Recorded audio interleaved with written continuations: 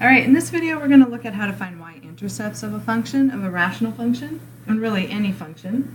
If you're finding the y-intercept, what you're looking for is where the graph is crossing the y-axis. And if you think about it, anytime you're on the y-axis, the x-coordinate is 0. So in order to find the the y-intercept, we're going to let x equal 0, and then we'll figure out what where it would cross the y-axis.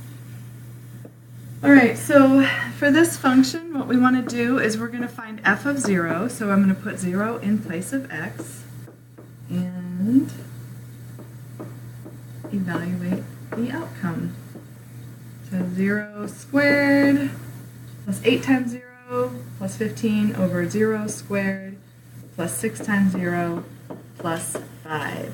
0, 0, 0, and 0. If you simplify that, and you end up with 15 divided by 5, which is 3, which means the graph will cross the y-axis at 3. When x is 0, y is 3. So that would be your y-intercept.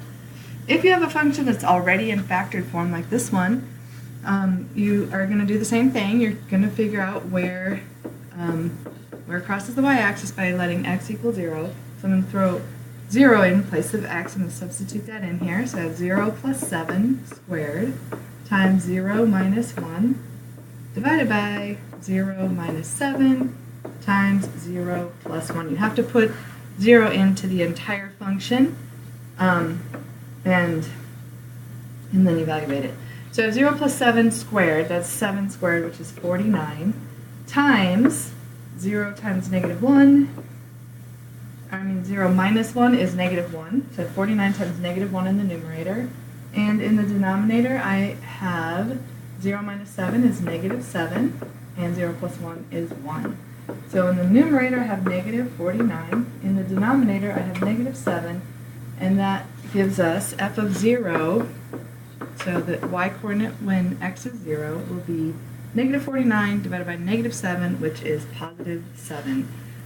Graphically, that is going to tell us that the function f of x will cross the y-axis at 7.